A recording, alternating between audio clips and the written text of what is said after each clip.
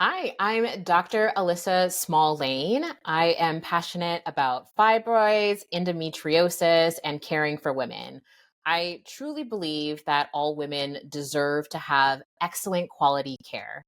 I am a minimally invasive gynecologic surgeon, which means I focus on helping women to return to their peak level of functioning as quickly as possible. Thank you. Okay, so why does endometriosis take so long to diagnose? What's happening? Why does endometriosis take so long to diagnose?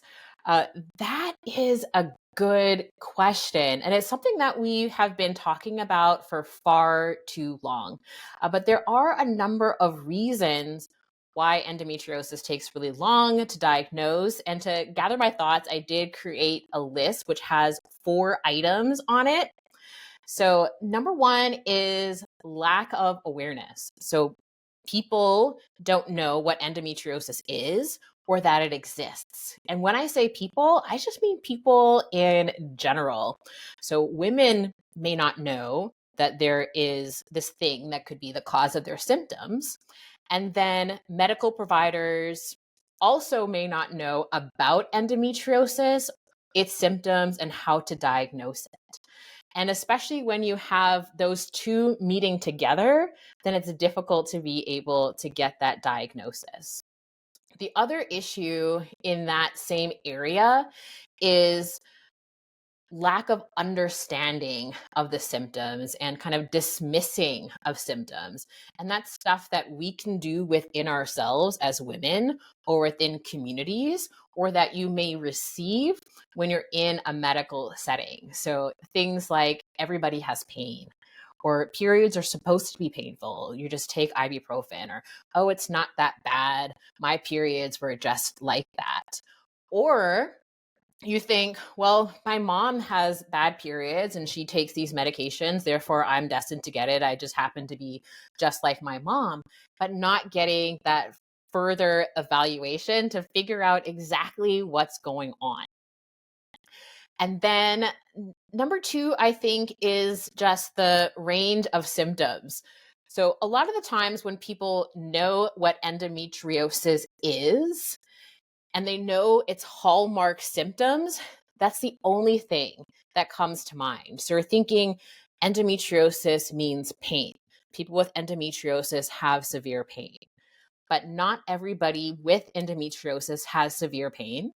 It could be mild cramping with periods, it could be nothing at all.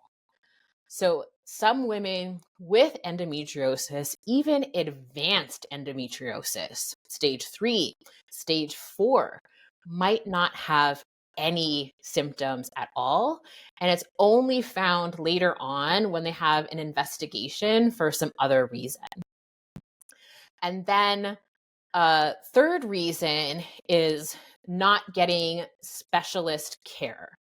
And some of that kind of goes back to number one, so lack of awareness. So if you are with a medical practitioner who believes that they know how to treat your issue and are using the treatment modalities that they are accustomed to, they may be missing out on opportunities. So, missing out on opportunities to get you the right diagnosis and to get you the right treatment. This is something that may come as a shocker, but as general OBGYNs, we aren't taught enough about endometriosis. So, our general knowledge in the specialty where we are supposed to know the most isn't adequate. And the thing that really shocks people is that you can graduate from OBGYN training. So you can graduate from OBGYN residency and be a full practicing attending and have never done an endometriosis surgery. There is no requirement to do an endometriosis surgery to become an OBGYN. And it's really difficult to feel comfortable to pick up those types of skills when you're out in practice by yourself. So then you have this cohort of OBGYNs who don't have great training in diagnosing and managing endometriosis, treating it surgically, caring for women who may have this diagnosis, and not knowing to then refer to a higher level of care or expertise on this subject.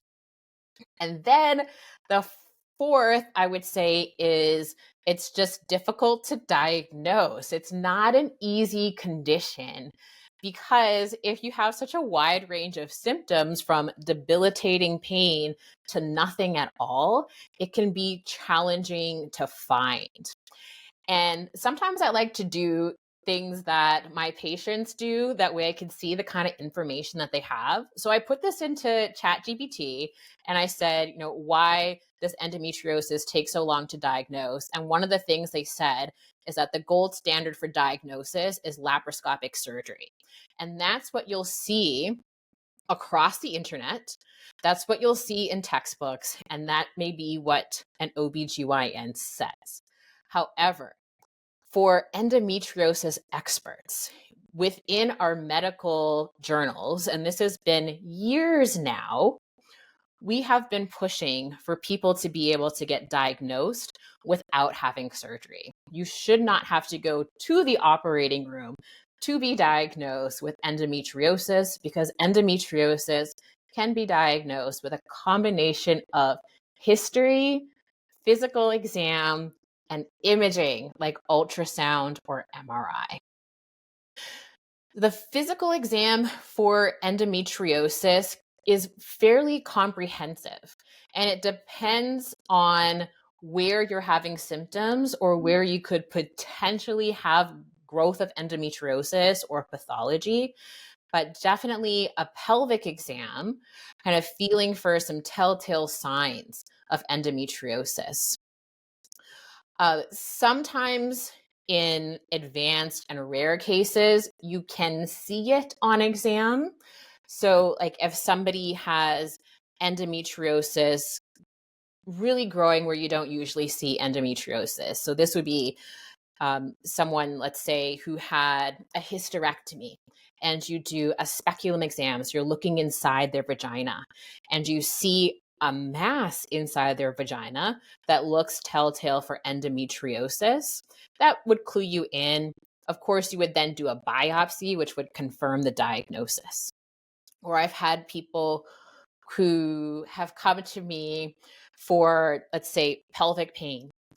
And on further questioning, they're like, oh yeah, I'm also going to see the general surgeon about my hernia. And they said to come back later, but I noticed that my hernia, it's kind of starting to bleed each month and cause more pain. And then you look and you see like a mass at their belly button because they have endometriosis growing from their belly button. So these are not common places to have endometriosis, but those are some kind of areas that you can highlight the fact that you can find endometriosis on exam, but definitely with imaging, ultrasound or MRI. Really? Absolutely. Why isn't that more common then? I mean, just because of the lack of training, or yeah, let's talk a little bit about the imaging. Like, what can it be done just with the imaging, or do you need the history and the physical exam? Do you need all three? So, can you diagnose endometriosis with just imaging without history and physical exam? I am an old school Southern trained physician, and I will always do a history and physical exam. I can't imagine diagnosing somebody without starting with a history and physical exam. So I don't know how to answer that question. Yes, always history and physical exam. Can you diagnose with just imaging or just ultrasound? Certainly. There are definitely telltale signs on ultrasound and MRI. The reason why it isn't used this way more often within the US is a couple of reasons. Ultrasound, especially, is so dependent on the person who is holding the ultrasound probe, as well as the specific order that they're receiving in terms of what to look for. So a standard ultrasound may not bring it up unless it happens to be like endometriosis kind of really clumped in an ovary. That's what we call an endometrioma. Pretty much everyone would agree that you can find endometriomas on ultrasound and know that somebody has endometriosis. But it takes a specialized ultrasonographer to find more subtle endometriosis on ultrasound.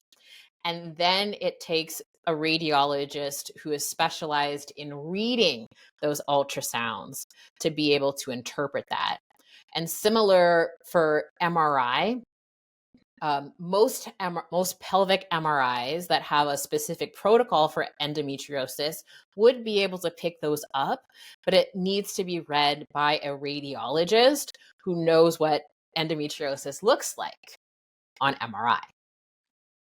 And that's pretty hard to find, or is it somewhat like, are they typically trained in identifying endometriosis? A radiologist? Not necessarily, but they can. But they can. So here within the US, our imaging of choice for finding endometriosis tends to be MRI. And there are many radiologists who are very savvy at being able to pick it up on MRI. In other countries where they don't have ready access to MRIs, because it's actually a very expensive piece of technology, a very expensive imaging test, they do specialized ultrasound, and they are as good at picking up endometriosis with their ultrasounds as we are with MRIs. Mm-hmm. And then I should also say here in the US, you have endometriosis centers where they've kind of put that all together, where you can get an ultrasound done in the office to be able to diagnose endometriosis in a variety of areas. And so that's part of the education that's lacking. So kind of going back to why is endometriosis so difficult to diagnose, or why do women take so long to be diagnosed? If a woman doesn't know that those specialized centers exist, if her gynecologist doesn't know that those specialized centers exist, then she may not be sent there, and it can take years and years, so 10 to 11 years, to be diagnosed with endometriosis. I guess my final question for this would be, if you have the suspicion that you have endometriosis, you're not being heard, you're not, your health insurance is denying an MRI, you aren't able to find a specialist, maybe you live in a rural area, like what are some ways that you can push your doctor or your OBGYN to get a diagnosis, or at least be heard by the doctor? Mm-hmm. Yeah, this is something that I unfortunately hear from a lot of people. So they feel like they have these symptoms and they just aren't being heard. They wonder if they have endometriosis and don't know what to do to be able to get a diagnosis and get treatment. So there are things that you can do. Number one is to make an appointment with your OBGYN. OBGYNs know that endometriosis exists. When you make your appointment, make it just for whatever problem it is that you're having. So you can say, I'm making this appointment because I think I have endometriosis and I want to get it checked out. I'm making this appointment because I have really painful periods, and make it separate from your annual OBGYN visit, because your annual visit is really a preventive visit. They're there to talk to you about pap smears and cervical cancer screening and vaccines and breast exams and contraception and those types of things. You want to really kind of dig deep into the symptoms that you're having. If you kind of tack it on to an annual visit, they're trying to do everything in like that 15-minute slot. And what you have going on deserves a full visit for investigation. Just for reference sake, when I do endometriosis consultations, that's booked for 40 to 45 minutes to really dig into what's going on. So make a dedicated visit for your problem and then state what's going on. Something that you can do, which is helpful, is tracking your periods and your symptoms, and even things that you might not know are related to endometriosis. Just anything that kind of seems out of the ordinary that shouldn't be happening, you can just go ahead and put that on your period tracker. So that might be pain when you pee, it could be nausea, it could be bloating, it could be diarrhea, it could be shoulder pain. And it might just seem like a small thing, but if you look back and you see, oh my goodness, every single month around my period, or every single month, like mid cycle, I'm experiencing this symptom. When you go to your OBGYN, you have kind of all of these points of information to be able to share with them for them to be able to tailor their investigations. When you have all of those different points and your doctor is able to document reasons why, the patient needs to have an exam to look inside her bladder because she is having pain when she pees, or she's having blood in her urine every month. Those aren't things that insurance is going to be able to deny. So my top tips are: make a dedicated visit. That way you can totally focus around the symptoms that you're having and keep track of what's going on. That way you can present that to your OBGYN, and also so that you don't forget when you're there in your visit. That's really helpful. Thank you. Is there anything else you want women who may suspect they have endometriosis to know about the experience or getting diagnosed? Yes. So I want women to understand that endometriosis is real. I also want them to understand that there are other things that can cause the symptoms that they are having, especially if it's pelvic pain, and those are also real. And that's just something that not enough women hear. What you're feeling is the truth. It's there. It's not in your head. You are actually experiencing these things, and you deserve to have an answer. Thankfully, there are lots of specialists all around the country who are able to help you. If you find that you're just not making it through with the doctor that you're working with now, it never hurts to ask to be referred to a specialist. Even just a simple statement like, I'm just still concerned that I could have endometriosis. Do you know of any specialist that I can see? And many just take self referrals. So if something is going wrong and it doesn't feel right, don't be afraid to seek answers.